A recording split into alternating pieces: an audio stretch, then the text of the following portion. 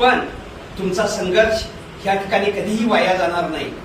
तुम्ही पाहिला आहात की या ठिकाणी येथे आपली जी पोलीसमध्ये भरती झालेले माजी सैनिक आहेत, महेश कलोळे सर भरगाव, तसेच ग्रामसेवक पदी ज्यांची नियुक्ती झालेली आहे त्या सुवर्णा पुजारी हसूर चंपू मॅडम, खूप चांगलं वाटतं की या क्लासेसमध्ये खूप काही आहे, पण आपण ते घेतलं पाहिजे।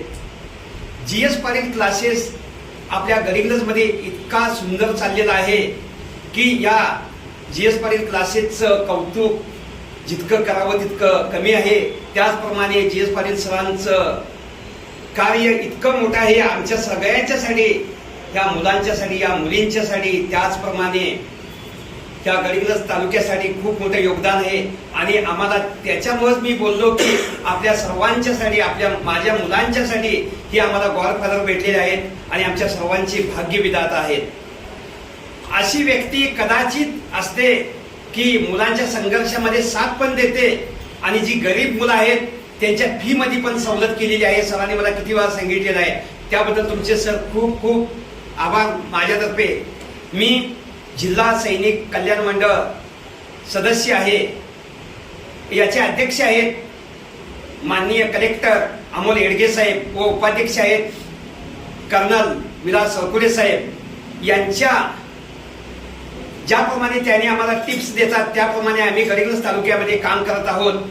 आणि तुम्हाला मुलांना सांगतो, आमच्याकडून कधीही कोणतीही काही गरज पडली, मी GS पाटील सरांना सांगितलेलं आहे, कोणतीही अडचण असून दे सर आम्हाला फोन करा।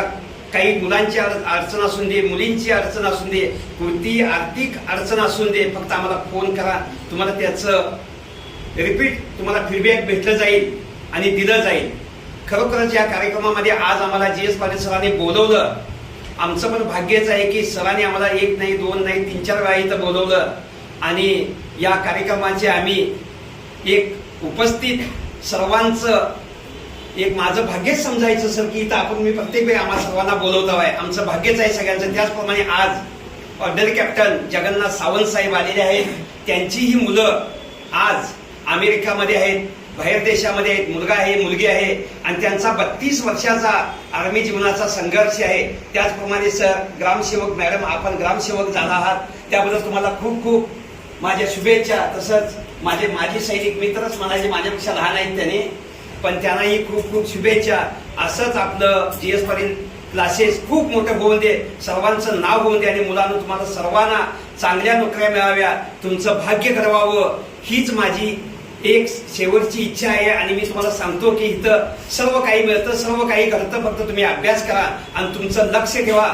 ज्या गोष्टीला आपण टार्गेट आहे आपलं ते तुम्हाला त्यापर्यंत पोहोचायचंच आहे आणि तुम्ही 100% पोहोचणार। इथं सर बसलेले आहेत समोर, माझे माजी सैनिक मित्र आहेत, त्यांचंही भाग्य आज ना उद्या या 1-2-3 महिन्यात समजेल तुम्हाला, तेही चांगलीच तुम्हाला चांगली खुशखबर मिळेल एवढंच बोलतो।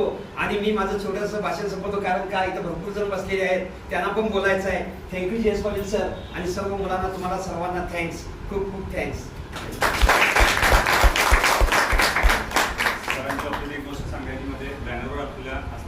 विशाल पाटील नावाचा मुलगा 1 नंबरलाच आहे, त्याचा फोटो तो सरांचा मुलगा आहे आणि त्याच्या अगोदर सरांची माझी कधी ओळख नव्हती। ज्यावेळी सरांचा मुलगा सिलेक्ट झाला त्याच्यानंतर त्यांचा आमचा परिचय आला आणि अगदी ते तळमळीनं मुलांना वगैरे गायडन्स करत असतात। त्यांच्या म्हणजे जे समाजकार्य जे आहे ते अफाट आहे, मी बघितले, जवळनं बघितले। अगदी त्यांनी मला तिकडं शिवाजी म्हणजे पुतळ्याजवळ कार्यक्रम करून ते विद्यार्थ्यांचा सत्कार करताना त्यांना घडवणारे शिक्षक म्हणून मला आणि सरांना आम्हाला बोलवून घेतलं होतं आणि तिथं आमचं ते माझी सैनिक संघटना आजरा गडिंग्लज संघटनेच्या वतीने आमचं कुमार पाटील सरांनी वगैरे यांनी स्वागत केलं होतं आणि सरांनी मला आपुलकीनं कौतुकानं ते घेऊन गेले होते। इतक्या मुलांना तुम्ही घडवताय, चांगले चालले तर तुम्ही तिथं आला पाहिजे म्हणजे असं। आणि त्यांचं इतर समाजकार्य सुद्धा चांगलं आहे। आज त्यांचा मुलगा आपल्याकडून भरती झालेला आहे, त्यांचा दुसरा मुलगा आज आपल्याबरोबरच असतो इथं, आज तो आलेला नाही होते इथं तुमच्यातच असतो, तो इथं शिकायला आहे, पण ते कधी असं दाखवून देत नाहीत की बाबा आपला भाऊ आर्मीत आहे, वडील माहिती ते एकदम निवांत आहेत, सगळे साधे सिंपल, कारण वडिलांचे संस्कारच आहेत त्याचे। तसं अगदी आज आपल्या ठिकाणी ते कार्यक्रमाला उपस्थित आले, त्यांनी आपलं महत्त्व व्यक्त केलं। मी क्लासचं संचालकांचं त्यांचंही आभार आहे। तुमच्यापैकी कोण बोलणार असेल तर